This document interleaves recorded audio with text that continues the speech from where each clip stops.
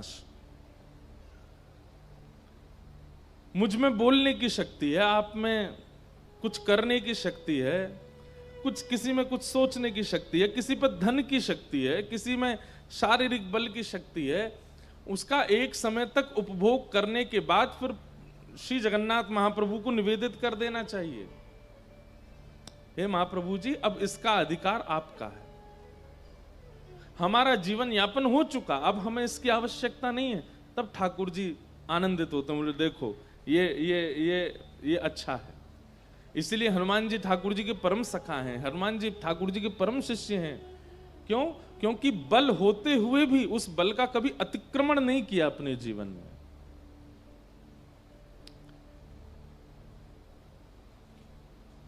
आपको पता है हनुमान जी महाराज कितने बलवान हैं, पूरा विश्व जानता है, सब लोग उसकी चर्चा करते हैं। लेकिन हनुमान जी महाराज अपने बल को सदा छिपा करके रखते हैं, अपने बल को प्रकट नहीं करते। प्रकट करने में किस स्थिति में आते हैं? प्रभु चरित्र सुनवे को रसिया, कथा सुनने के रसिया। हनुमान जी अति बलवान हैं, अति बुद्धिमान हैं, सर्वगुण संपन्न हैं, लेकिन ठाकुर जी की भक्ति से सारे गुणों को दबा के रखते हैं, उनको प्रकट नहीं होने देते।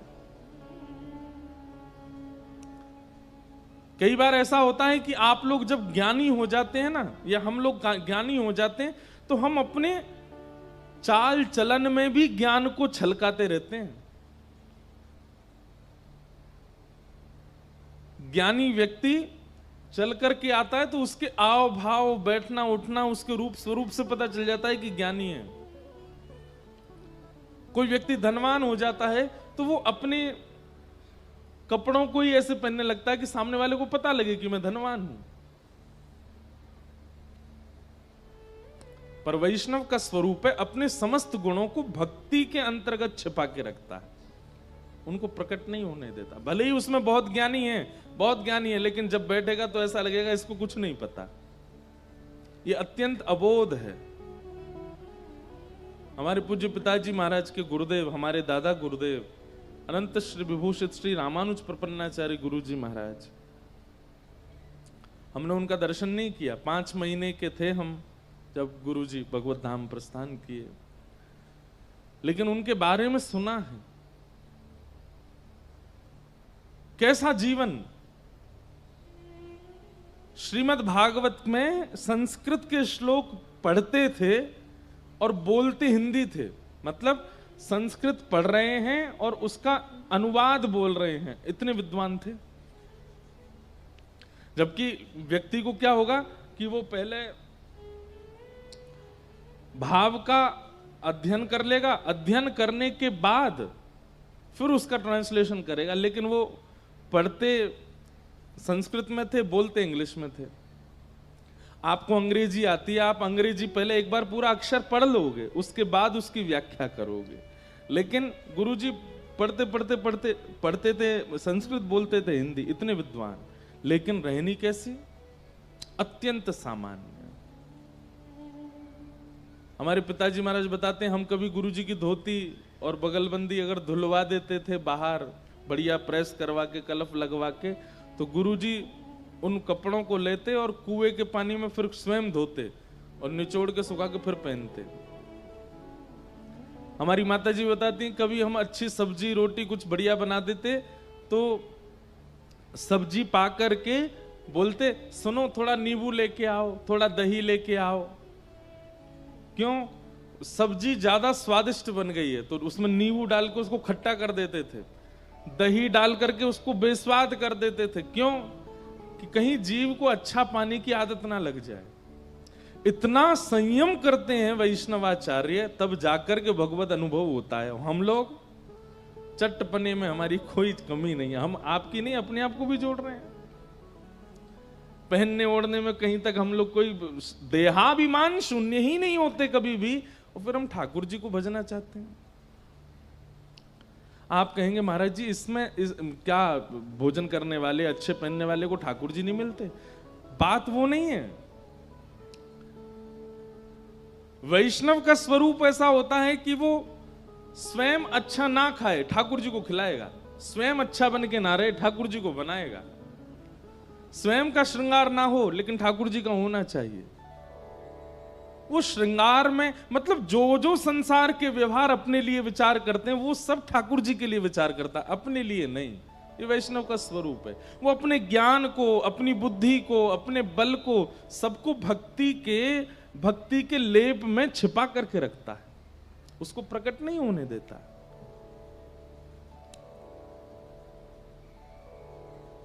जैसे श्री हनुमान जी, अरे लंका जाने के लिए किसी को याद दिलाना पड़ रहा है हनुमान जी को कि तुम में बल है।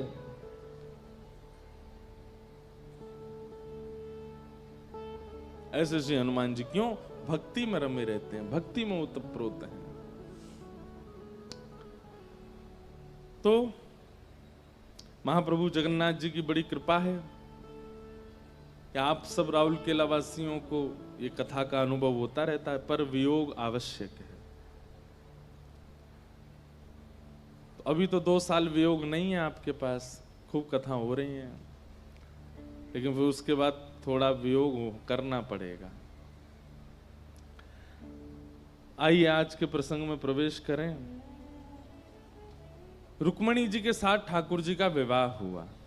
हम अनेक बार अनेक कथाओं में इस बात को स्पष्ट कर चुके हैं कि रुक्मणी जी से ही क्यों विवाह हुआ, किशोरी जी से क्यों नहीं हुआ।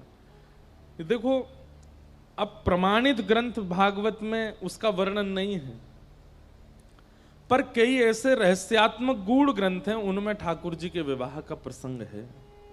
अभी दत्त धाम नासिक में कथा थी, तो वहां हमने ठाकुर जी के विवाह महोत्सव की चर्चा की थी।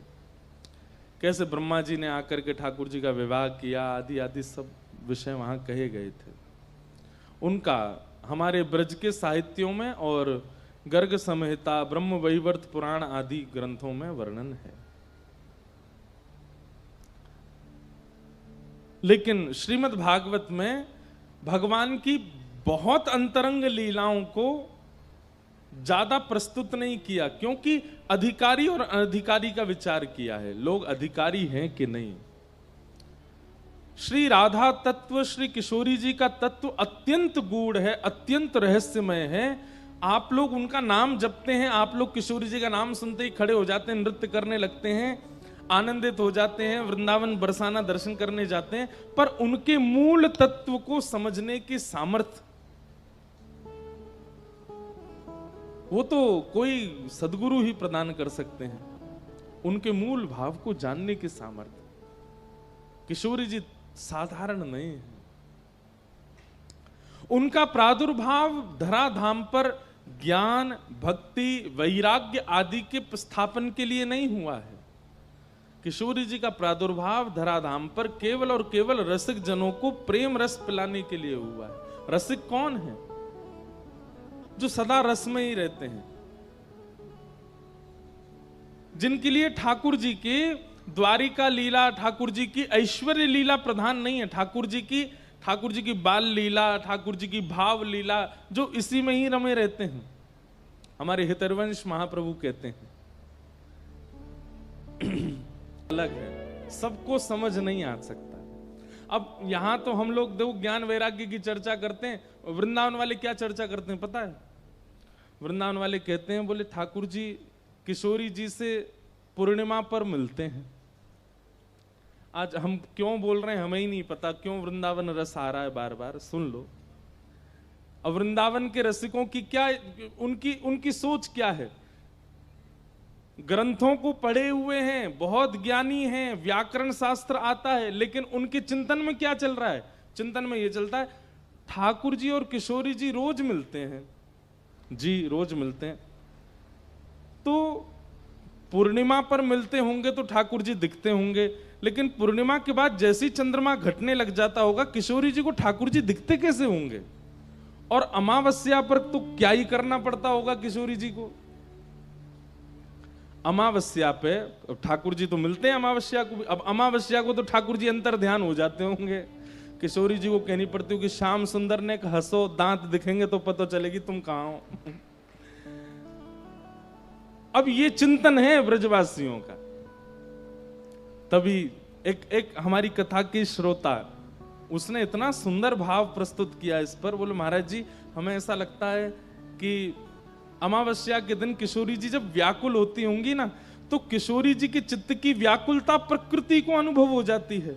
वायु को, जल को, थल को, अग्नि को, इन सबको अनुभव हो जाता, अरे किशोरी जी व्याकुल हो रही हैं। तब प्रकृति जुगनुओं को भेजती होगी, जाओ किशोरी जी के पास, और तब उड़ते हुए जुगनू आते होंगे, और किशोरी जी के सन्मुख जैसे ही जुगनू आते होंगे, किशोरी जी एक एक जुगनू को उठा करके ठाकुर जी के, अब जुगनू में कितना प्रकाश होता है, एक जगह जुगनू बैठता है तो केवल उतनी जगह का ही प्रकाश होता है, अनेक जुगनू आ गए, किशोरी जी व्याकुल हैं, श्याम सुंदर दिख नहीं रहे हैं, तभी जुगनुओं का भंडार उड़ता हुआ आया, और किशोरी जी के सन्मुख मानो जैसे थाल में मोती आ गए हो कि श्रृंगार करो, और किशोरी जी एक एक जुगनू को उठा रही हैं, एक को कान पर बैठाया तो यहां से कान दिखने लगे, एक को मुकुट पर बैठाया तो यहां से मुकुट दिखने लगा, मोतियों के ऊपर सजाया तो मोती दिखने लगे, गाल पर भी दो दो बैठा दिए तो गाल भी दिखने लगे। यहाँ जो पत्रावली ठाकुर जी बनाते हैं उन पर भी एक एक ऐसे जुगनू आसपास छोड़ दिए, वो बैठ नहीं रहे हैं, वो आगे पीछे थोड़े ऐसे उड़ रहे हैं, ठाकुर जी का मुखमंडल दिखे। सर्वांगण श्री अंग पर जुगनुओं को विराजमान किया, आहा त्रिभंग ललित श्याम सुंदर जुगनू बिहारी बने हैं आज। कौन ने बनाए? किशोरी जी ने बनाए। और जैसे ही श्याम सुंदर की इस छवि को देखा, अमावस्या के चंद्रमा ने विचार किया, धिक्कार है हमको कि हम आज अदृश्य हैं। तुरंत महादेव से प्रार्थना की कि हमारे श्राप को दूर करो। श्राप लगा ना चंद्रमा को कि एक दिन अदृश्य होगा। महादेव कहते हैं कैसे दूर कर दें तुम्हारे श्राप को? बोले अरे देखिए ना, श्याम सुंदर को देखने के लिए किशोरी जी को इतना श्रम करना पड़ रहा और हम अमावस्या बने बैठे हैं। हे महादेव, आज हमको कैसे भी आप पूर्णिमा बनाओ। तब महादेव आते हैं और आकर के एक दिन के लिए अमावस्या के चंद्रमा का श्राप दूर कर देते हैं, और अर्धरात्रि में अमावस्या के दिन कुछ क्षणों के लिए किशोरी जी को दर्शन हो जाए, इसलिए पूर्णिमा का चंद्रमा प्रकट हो जाता है और किशोरी जी लाल जी के साथ रास विहार करते हैं। ये है वृंदावन रस। वहां पर कोई इच्छा नहीं, बस प्रिया प्रियतम का ही चिंतन करते रहते हैं। ये कैसे सोते होंगे, ये कैसे उठते होंगे, ये मिलते कैसे होंगे। अब एक जगह हमारे यहां पद है, किशोरी जी सखियों के साथ, ठाकुर जी सखाओं के साथ। अब भाई प्रेम में भले ही सबको पता है कि ये प्रेमी हैं, लेकिन फिर भी सबके सन्मुख तो संकोच ही होता है ना। आजकल के बच्चों को नहीं होता, वो बात अलग है। आजकल के बच्चों बिल्कुल संकोच नहीं करते। हमारी कहीं कथा थी तो दो आए दंपति, युवा ही थे, 25-26 साल के होंगे,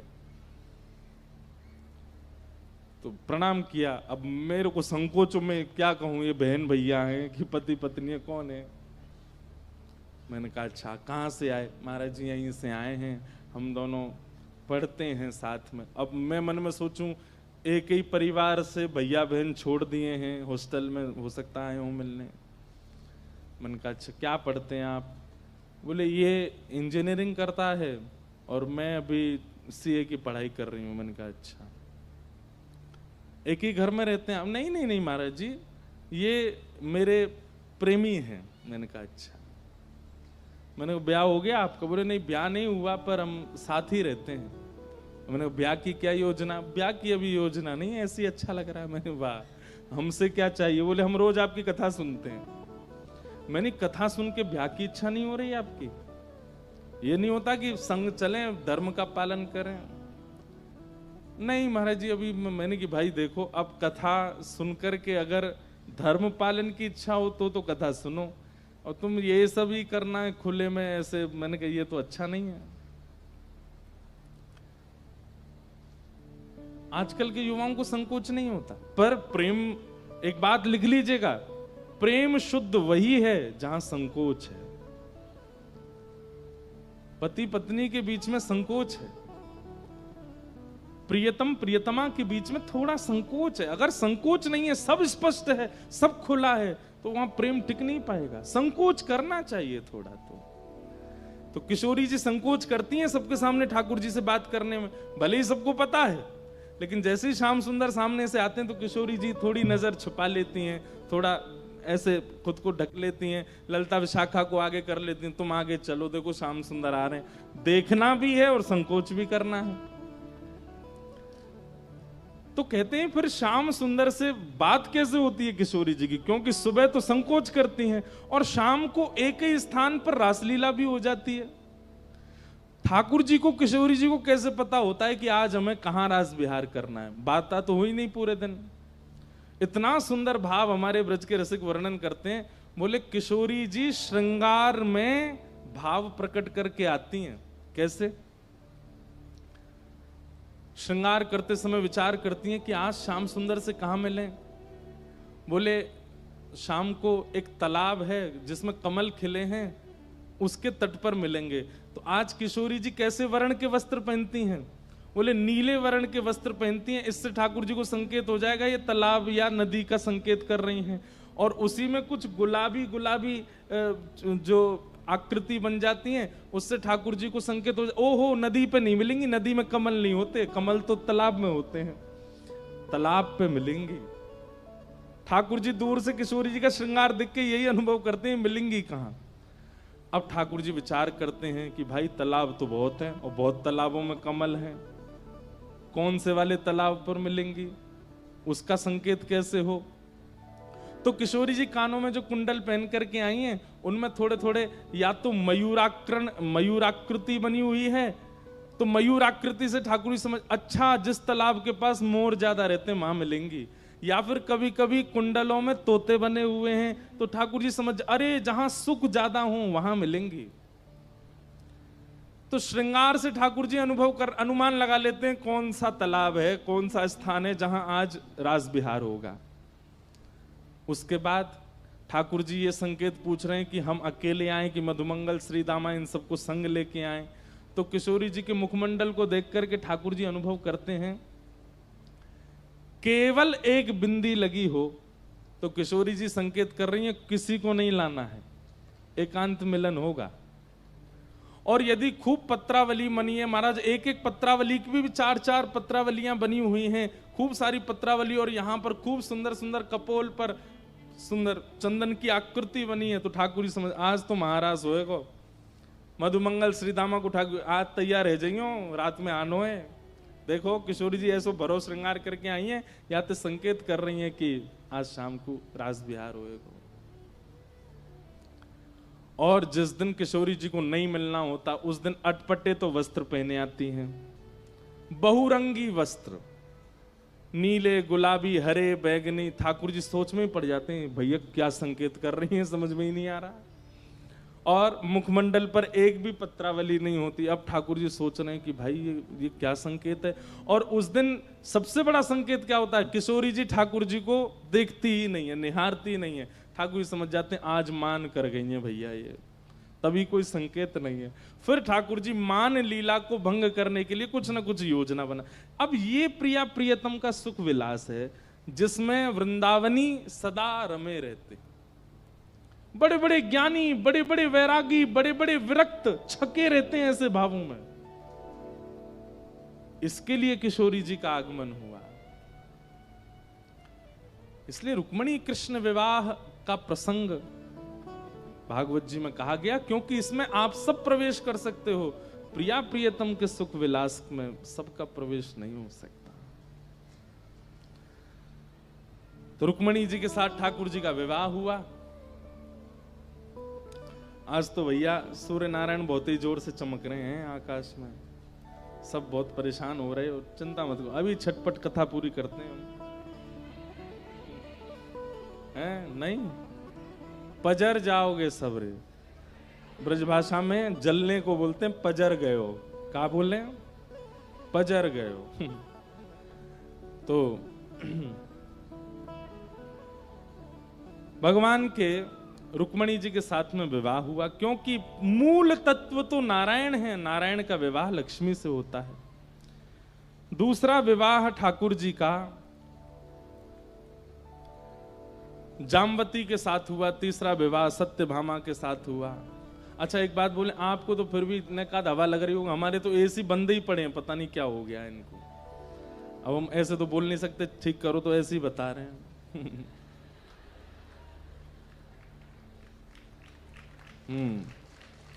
तो अब मुखिया को ही जब इतनी परेशानी होगी तो फिर बाकी के सब कैसे करेंगे। थोड़ा इधर घुमा दो, बस ठीक, थोड़ा नीचे कर दो। जय। तो क्या बता रहे थे, हाँ, अब जब तक ब्रज की बात चल रही तब तक नहीं लगी हमको गर्मी, जैसे ही वहां से वापस आए तो लगा कि एसी तो चले ही नहीं रहे हैं। रुक्मणी जी के साथ में विवाह हुआ, दूसरा विवाह ठाकुर जी का जामवती के साथ, तीसरा सत्यभामा के साथ, चौथा कालिंदी यमुना के साथ। भगवान के बंधुओं ये अष्ट प्रमुख विवाह हैं, बहुत ध्यान से सुनिएगा। ये 8 पत्नियां कौन कौन हैं? 5 तो प्रकृति हैं, पृथ्वी, अग्नि, जल, वायु, आकाश, और 3 जो हैं ये भीतर की प्रकृति है, मन, बुद्धि और अहंकार।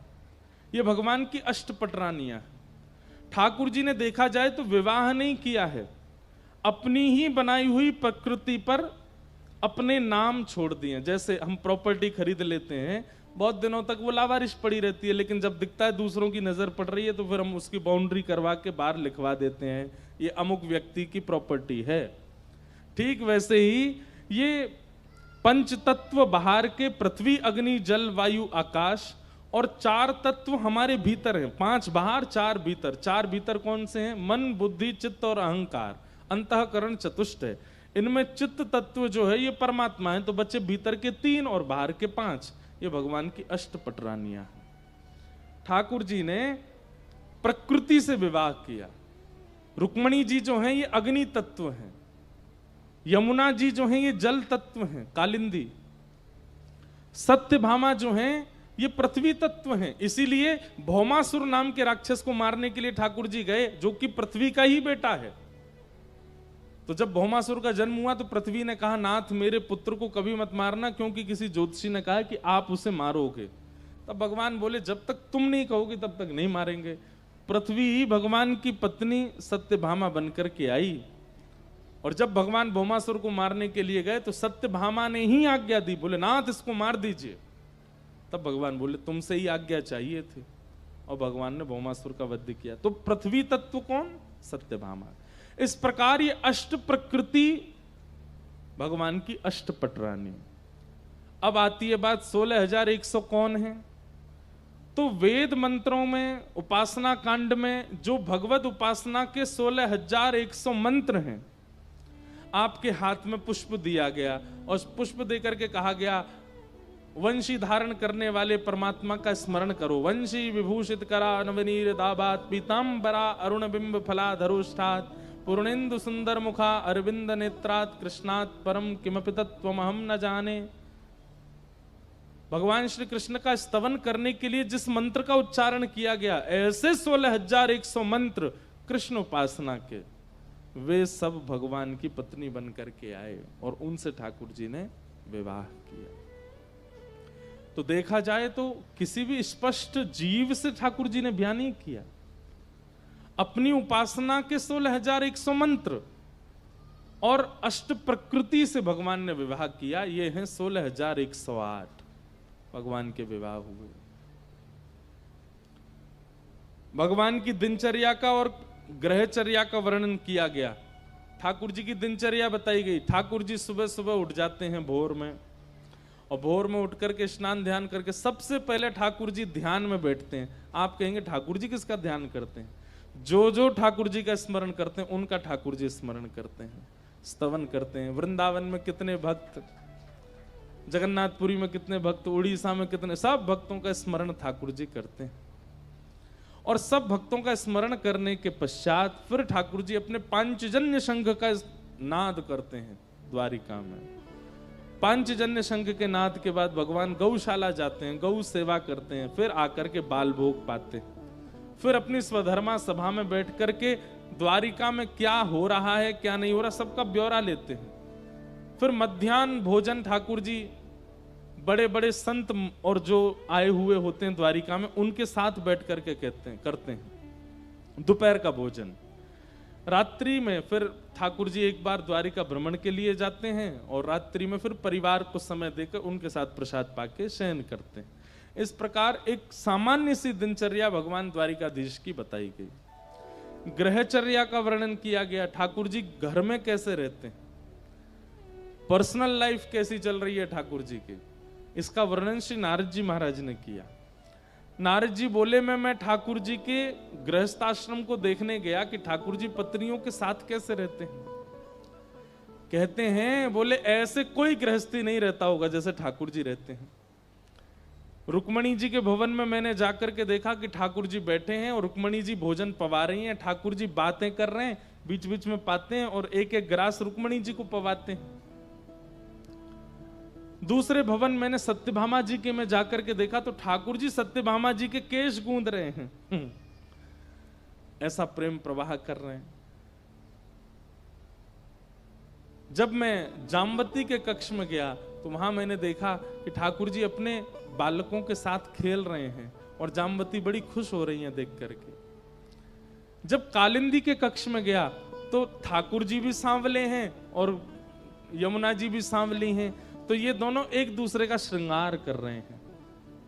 नारद जी कहते हैं मैं इतनी द्रुत गति से दौड़ता था कि अगले भवन में ठाकुर जी नहीं मिलेंगे, क्योंकि वो तो कालिंदी के साथ हैं, वो तो रुक्मणी के साथ हैं। लेकिन अंत में मुझे पता चला कि ठाकुर जी तो 16,108 रूप बना के एक एक पत्नी के साथ एक साथ निवास करते हैं और सबको सुख देते हैं, अपने गृहस्थाश्रम का पूर्ण निर्वहन करते हैं। मैं परमात्मा हूं, मैं परब्रह्म हूं, मैं बहुत व्यस्त हूं, मैं समय नहीं दे सकता, ये व्यवहार नहीं है ठाकुर जी का। सबको समय देते हैं, सबके साथ उचित व्यवहार करते हैं। नारद जी ने भगवान के ग्रहचर्या का दर्शन किया। कहीं कहीं ठाकुर जी के कलह भी हो रहे हैं, वो भी नारद जी ने देखे। कैसे कलेश हो रहे हैं ठाकुर जी, जबरदस्ती लड़ रहे हैं ठाकुर जी। किससे लड़ रहे हैं? एक प्रणय कलह तो रुक्मणी जी के लिए ही आता है भागवत जी में। भगवान बोले ये कभी गुस्सा ही नहीं होती हम पे, ये रुक्मणी आज तक इतने साल हो गए हमारी शादी को, इसको गुस्सा क्यों नहीं आता है? तो एक दिन ठाकुर जी बोले रुको, हम इसको गुस्सा दिलाएंगे आज।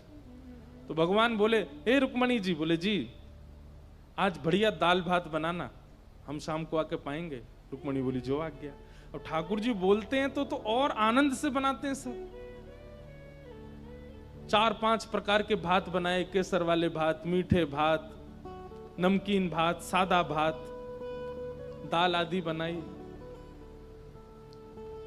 ठाकुर जी जैसे शाम को आए तो पहले ही सोच के आए कि मुझे लड़ना है रुक्मणी से। जैसे थाली पर बैठे तो रुक्मणी जी ने परोसा।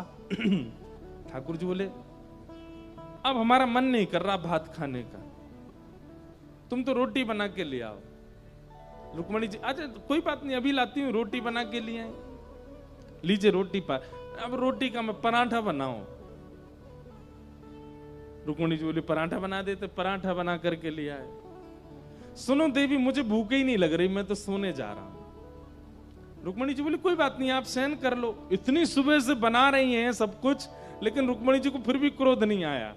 ठाकुर जी पौड़ गए, रुक्मणी जी चरण दबाने लगी। थोड़ा धीरे दबाओ ना, बहुत तेज दबा रही हो। रुक्मणी जी धीमे धीमे दबाने लगी। अब अभी भी तेज दबा रही हो, और धीमे दबाओ। रुक्मणी जी बिल्कुल स्पर्श कर रही हैं। अरे मेरे पांव में दर्द हो रहा है, थोड़ा धीरे दबाओ। रुक्मणी जी हाथ ऊपर करके अपनी छाया से दबा रही हैं। ठाकुर जी कह रहे हैं नहीं मानोगी तुम अभी। बोले मैं स्पर्श ही नहीं किया, आप क्यों नाटक कर रहे हो इतना? अब देवी मुझे तो भूख लग रही है, मैं तो पाऊंगा। बोले चलो पालो। अंत में ठाकुर जी ने हाथ पकड़ा, तुम क्रोध क्यों नहीं कर रही हो हम पे? हम तुमसे इतना लड़ने का प्रयास कर रहे हैं, ये करते हो, तुम लड़ती नहीं हो हमसे।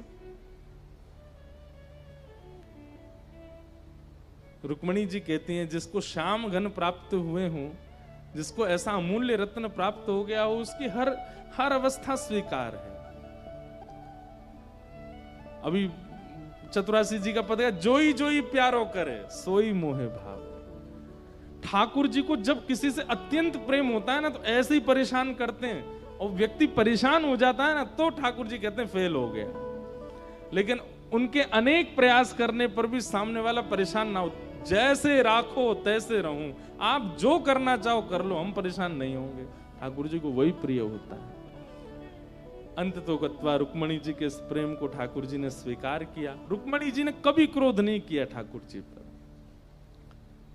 और एक पत्नी है भगवान की सत्यभामा, वो 365 दिन में एक बार प्रेम से बात करती हैं ठाकुर जी से, नहीं तो डांटती ही रहती हैं। ठाकुर जी बहुत डरते हैं सत्यभामा से, लेकिन ठाकुर जी कह रहे हैं भैया गृहस्थ आश्रम, जैसे एक पत्नी में जितने गुण होते हैं ना, भगवान की 16,000 पत्नियों में अलग अलग हैं। एक गुण रुक्मणी में, एक गुण सत्यभामा में, एक गुण जाम्बती में, एक गुण कालिंदी में। लेकिन ठाकुर जी कहते हैं सर्व गुण होने चाहिए गृहिणी में। उससे भय भी होना चाहिए, उसके प्रति प्रेम भी होना चाहिए, उसके प्रति सम्मान भी होना चाहिए, उसके प्रति आदर भी होना चाहिए, उसके प्रति दासत्व का भाव भी होना चाहिए, उसके प्रति प्रभुत्व का भाव भी होना चाहिए। सब भाव भगवान अपने गृहस्थाश्रम में जी रहे हैं, आनंद कर रहे हैं। तभी पांडवों ने राजसूय यज्ञ किया, भगवान को आमंत्रित किया।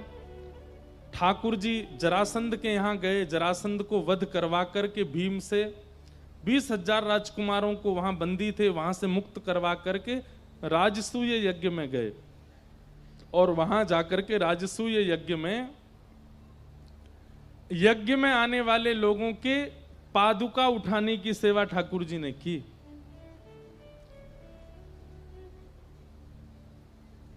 यज्ञ में, जबकि अग्र पूजा भगवान की थी, भगवान को ही प्रधान पीठ दी गई थी, लेकिन फिर भी ठाकुर जी यज्ञ में एक सेवा लेते हैं। कौन सी सेवा? बोले जितने लोग यज्ञ में आएंगे सबकी पादुका उठा करके रखने का काम हमारा है। ये देख करके सब आनंदित हो गए, बोले नाथ जीवन में वर्सेटाइल होना कोई आपसे सीखे। आपको दुनिया प्रभुत्व प्रदान करती है, पर आपका जो स्वरूप है, आपका जो स्वभाव है, वो सबके चित्त को मोह लेता है। भगवान का विष्णु सहस्त्र नाम में एक नाम आता है मान देना। ये दूसरों को मान देना जानते हैं। ठाकुर जी का स्वभाव क्या है? क्रेडिट्स दे देते हैं, करने के बाद भी सब कुछ आपको दे देंगे।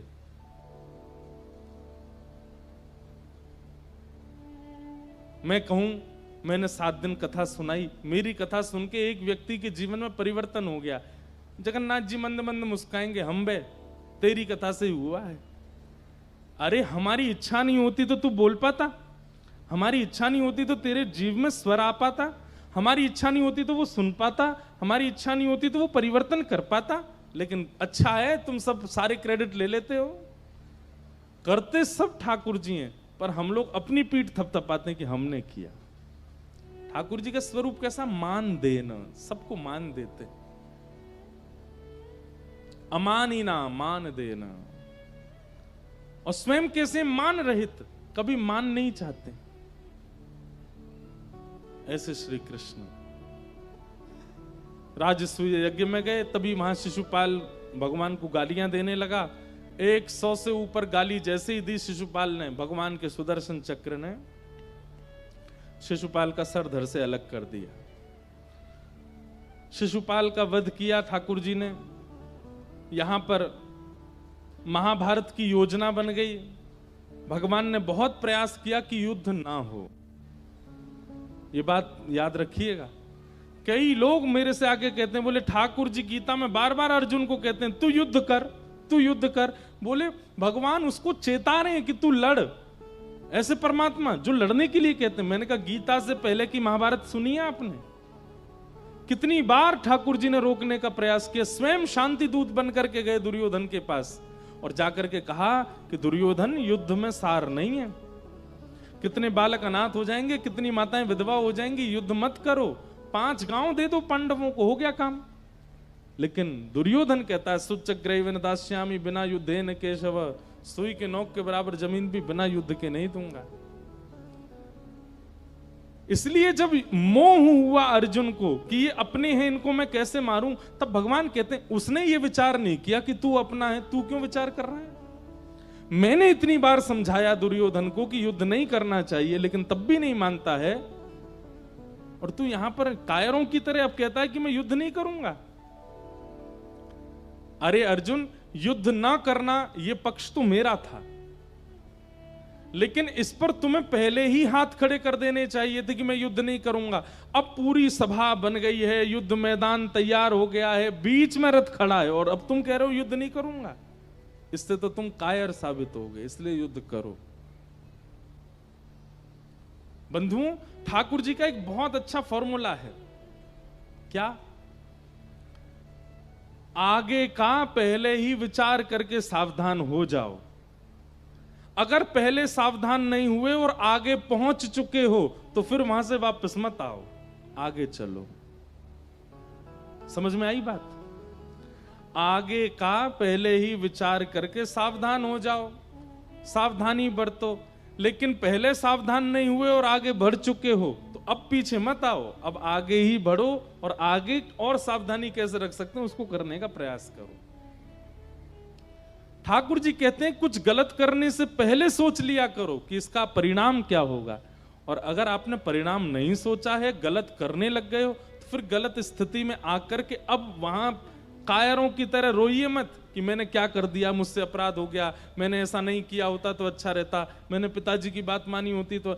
अब रो मत वहां पर। अब जो बिगड़ गया है आगे कैसे संभलेगा उसका विचार करो। ये ठाकुर जी का फॉर्मूला रहता है। स्थिति से बचने वाले और भागने वाले ठाकुर जी को प्रिय नहीं है। स्थिति में डट कर के युद्ध करने वाले, उससे जूझने वाले, उसको सॉल्व करने वाले ठाकुर जी को प्रिय होते हैं। भगवान ने अर्जुन के साथ वो करके दिखाया। महाभारत का युद्ध आदि सब हुआ। फिर भगवान के परम भक्त श्री सुदामा जी का चरित्र आया। कृष्णस्यासीत् सखा कश्चित् ब्राह्मणो ब्रह्मवित्तमः विनक्तेन्द्रियार्थेषु प्रशांतात्मा जितेन्द्रिय। भगवान के एक परम सखा हैं जिनका नाम है श्री सुदामा जी महाराज। सुदामा जी 3 गुणों से युक्त हैं। बहुत ध्यान से सुनिएगा, सखा में 3 गुण होने चाहिए। थोड़ी देर और सुनो। वाह अपने आप ही बरस रहे हैं। वो जब किसी के यहाँ जाते हैं ना, वो ऐसे घुमा के पटाखे फोड़ते हैं। ऐसे कथा के विश्राम में जगन्नाथ जी फोड़ रहे हैं ऊपर से, कहां से आ रहे हैं। तो भगवान के परम सखा श्री सुदामा जी में 3 लक्षण हैं। विरक्तेंद्रिय, प्रशांतात्मा, जितेंद्रिय। अगर ठाकुर जी के प्रति किसी का सख्य भाव है, आप जगन्नाथ जी को अपना सखा मानते हो, तो 3 लक्षण आपके अंदर होने चाहिए। सबसे पहला विरक्तेंद्रिय। अपनी इंद्रियों को केवल और केवल भगवत प्रसाद ही प्रदान करो। कितनी इंद्रियां हैं शरीर में? 10। आंख, नाक, जीव, कान, त्वचा, मुख, हाथ, पैर और 2 गुप्त इंद्रिय। इन 10 इंद्रियों को केवल भगवत आस्वादन कराओ, यह प्रथम लक्षण। मतलब अगर कोई कितना भी अच्छा गा रहा है लेकिन भगवत संकीर्तन नहीं है, मत सुनिए। कोई कितना भी अच्छा बना रहा है लेकिन भगवत प्रसाद नहीं है, मत पाइए। कोई कितनी भी सुंदर जगह ले जा रहा है लेकिन उस सुंदर स्थान पर ठाकुर जी नहीं है, तो मत देखिए। भगवत विमुख कोई भी वस्तु का आस्वादन अपनी इंद्रियों को मत करवाइए। और गलती से अगर किसी ऐसी वस्तु का आस्वादन होता है, तुरंत नेत्र बंद करके उस वस्तु में ठाकुर जी का भाव रखो। बिना भगवत प्रसाद के, प्रसाद का मतलब केवल जीव से ही भगवत प्रसाद लेना नहीं होता, प्रत्येक इंद्रिय से भगवत प्रसाद। हम देखें भी केवल भगवत भक्तों को, हम सुने भी केवल भगवत भक्तों को, हम पावें भी केवल भगवत भक्तों को, हम मिलें भी भगवत भक्तों से, हम जाएं भी भगवत स्थानों पर। किसी ने डोंगरे जी महाराज से पूछा, 2 गुप्त इंद्रियों से भगवत भजन कैसे हो सकता है? इन इंद्रियों से तो हम कर सकते हैं, पर जो गुप्त इंद्रिय अशुद्ध अपवित्र इंद्रियां हैं, उनसे भगवत भजन कैसे हो? और आप कहते हैं कि समस्त इंद्रियां अर्पित करो ठाकुर जी को। इतना सुंदर उत्तर दिया डोंगरे जी महाराज ने। महाराज जी कहते हैं, बोले जैसे सुबह उठते ही घर की माताएं पूरे घर को स्वच्छ करती हैं, झाड़ू लगाती हैं, पोंछा करती हैं, बिस्तर संवारती हैं, जो भी खराब है घर में सबको ठीक करती हैं, ठीक वैसे ही ये देह देवालय है। इस देह में जगन्नाथ जी विराज रहे हैं, मेरे अंदर ठाकुर जी रहते हैं। इस भावना से अपने तन के मल और मूत्र का परित्याग करके अपने देह को अंदर से स्वच्छ बनाने की भावना, ये गुप्त इंद्रिय से भगवत भजन है। प्रत्येक इंद्रिय भगवत भजन में लग सकती है। आप सुबह जा ही रहे हैं स्नान आदि शौच के लिए, बस उस समय ये विचार करके चले जाओ कि ये देह देवालय है, जगन्नाथ जी इसमें विराजते हैं, मेरा हृदय ही श्री मंदिर है, वहीं पर ही जगन्नाथ जी बैठे हैं, इसके आसपास जो भी अपवित्रता है मैं उसको स्वच्छ करने के लिए प्रस्थान। इस भावना से आप स्नान आदि शौच के लिए जाओगे तो वो भी भजन है। एक भी इंद्रिय भगवत विमुख भाव में ना रहे, ये सखा का पहला लक्षण होना चाहिए, विरक्त इंद्रिय। श्री हितरवंश महाप्रभु जी का आज स्मरण हुआ। उनकी एक लीला कथा आती है कि हितरवंश महाप्रभु बाल्यकाल से ही ठाकुर जी का महाप्रसाद पाते थे। छोटी सी अवस्था में अगर ठाकुर जी को बिना निवेदित किए जल भी उनकी मां ने पिलाया तो अत्यंत प्यासे हरिवंश बालक भी उस जल को नहीं पीते थे। पहले प्रिया प्रियतम का भोग लगाओ तब पीऊंगा, नहीं तो नहीं पीऊंगा। एक बार की बात, बड़ी मधुर लीला है कि हरिवंश बालक अपने माता पिता के पास सोए थे, रात्रि की बात, छोटे से हैं अभी। तो रात में कभी कभी बालक उठ जाते हैं, रोते हैं, भूख लगती है उनको। ऐसे ही हरिवंश जी उठ गए, रोने लगे, मुझे तो भूख लगी है, मुझे बहुत जोर की भूख लगी है, कुछ खिलाओ। तो इनके पिताजी व्यास मिश्र, अरे बालक तू रात में क्यों रो रहा है? अरे लाला सो जा, सुबह उठ जाएगा फिर तेरे को भोग लगा के पवाएंगे। अब तू बिना भोग के पावे नहीं, रात में ठाकुर जी शयन कर रहे हैं, उनका भोग कैसे लगेगा? सो जा। नहीं नहीं मुझे तो भूख लगी है, कुछ पाना है, मुझे तो कुछ पाना है। तो इनकी माता जी गई और रसोई से कुछ सामग्री ले आई। सामग्री लाई तो इन्होंने दूर कर दी, नहीं पहले भोग लगाओ। अब बोले ठाकुर जी को उठाएंगे रात को, रात के 12-1 बजे होंगे, उस समय घड़ी तो नहीं थी पर घनघोर रात्रि हो रही थी, और अब ठाकुर जी को उठा के कैसे भोग लगाएंगे? लेकिन बालक इस बात को कैसे समझे? वो तो बाल हटे, रोवे सो रोवे, मुझे तो पाना है, मुझे तो पाना है, और भगवत प्रसाद ही पाना है। तो हरिवंश जी की रोने की आवाज ठाकुर जी को सुनाई दे गई, और सोते भये श्याम सुंदर उठे। उनके उनके उनके पिताजी के सेवा के ठाकुर जी श्री राधा मोहन जी, युगल सरकार। तो ठाकुर जी उठे, उठ करके श्री जी को उठा रहे, श्री जी उठो। श्री जी कह रही कहा भयो? देखो ना हरिवंश बालक रो रहा है। क्यों रो रहा है? बोले ये इसको भूख लगी और ये हमारे प्रसाद के अलावा कुछ पाता नहीं, रात में कोई प्रसाद है नहीं। किशोरी जी बोली अब कहा करें? तो ठाकुर जी के बगल में बंटा भोग रखा था, ठाकुर जी ने बंटा भोग उठाया, खोल करके किशोरी जी को पवा में, स्वयं पावे, और दोनों अपने अपने अधर से छिवा करके थोड़ा थोड़ा वहां में छोड़ते जाएं। जैसे बादाम है, थोड़ा ठाकुर जी खावे, थोड़ा किशोरी जी खावे, फिर बचा हुआ छोड़ दे। फिर कुछ मखाने खावे स्वयं, किशोरी जी खावा में छोड़ दे में, मिश्री खावे, किशोरी जी खावा में छोड़ दे में।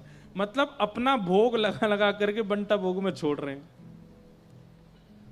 किशोरी जी बोली उसको तो प्यास भी लगी, अब पानी। बोले जल्दी ते अपने पांव लटकाओ नीचे। तो बिस्तर के नीचे किशोरी जी ने पांव लटकाए, तो ठाकुर जी झारी जी लेके किशोरी जी के चरण धोने लगे, और फिर अपने पांव लटका के अपने चरण भी धोए, और धो करके एक पात्र में ले लिए, और बंटा भोग और पात्र दोनों पर्दा के बाहर पधरा दिए ठाकुर जी ने। छोटे से ठाकुर जी हैं। अब किशोरी जी बोली अब इनको कैसे पता चले कि हमने भोग लगा दिया है? पास में घंटी रखी थी, ठाकुर जी ने घंटी बाहर फेंक दी, गिरी। अब जैसी घंटी गिरी तो व्यास मिश्र जी बोले अरे मंदिर से घंटी की आवाज आई, देखियो कोई चूहा तो नहीं। जैसे ही भीतर जाकर के देखा तो ठाकुर जी की घंटी नीचे पड़ी है और सामने बंटा भोग खोले हैं और सारे जो भी प्रसाद हैं बंटा भोग में उन सब पर ठाकुर जी की दतुइयां के चिन्ह बने हुए हैं और सामने पात्र में जल भरा है, उस जल में चंदन केसर आदि युक्त है। और जैसे ही पर्दा नेक हटाए के देखो तो किशोरी जी और ठाकुर जी दोनों मूर्तिमंत होकर के लेट गए, लेकिन दोनों के चरणों में जल के कुछ कुछ बिंदु पड़े हैं। ये देख करके व्यास मिश्र जी भावुक हो गए कि हमारे लाला को भूख लगी तो ठाकुर जी सचल होकर के भोग लगा रहे हैं और जल प्रदान कर रहे हैं कि उसको पवाओ। ऐसे श्री हितरवंश महाप्रभु, आप प्रसाद लेने का नियम ले लीजिए। बंधुओं, एक दिन ऐसा आएगा आप ऐसी जगह फंसेंगे जहां प्रसाद नहीं मिलेगा और आप पूरे दिन व्याकुल रहेंगे, तब देखना ठाकुर जी प्रसाद लेकर के आएंगे और आपको पवाएंगे, क्योंकि आपके प्रसाद का नियम है। इसलिए प्रथम ये नियम ले लीजिए कि जो भगवत विमुख वस्तु है उसका आस्वादन नहीं करना है। आप ये नियम धारण करेंगे तो ठाकुर जी पूरी योजना बनाएंगे कि भगवत सन्मुख वस्तु ही प्राप्त हो। दूसरा, प्रशांत आत्मा। सुदामा जी का दूसरा गुण क्या है? अत्यंत शांत, प्रशांत, कम बोलते। और तीसरा, जितेंद्रिय, अपनी इंद्रियों को जीत रखा है। ये तीन लक्षण सखा में होने चाहिए, तभी ठाकुर जी उसका सखत स्वीकार करते हैं। सुदामा जी महाराज पत्नी के बहुत हट करने पर द्वारिका गए, भगवान ने जाकर के खूब सत्कार आदर किया। अंत में सुदामा जी महाराज को इंद्र की संपदा प्रदान कर दी। बोलो भक्तवत्सल भगवान की। श्री सुदामा जी का मंगल चरित्र सुनाया गया, यदुवंशियों के संहार की कथा सुनाई गई। भगवान अपने बालकों को एक बात समझाते हैं, बहुत ध्यान से सुनिएगा। 5 चीजों का जीवन में होना और इन 5 के साथ एक छठवीं वस्तु का ना होना नाश का कारण बनती है। कौन कौन सी 5 चीजें? ध्यान से सुनो। रूप का होना, सुंदरता होना और इसके साथ में सत्संग ना होना। सुंदरता है और जीवन में सत्संग नहीं है तो आप अपनी सुंदरता का दुरुपयोग करोगे।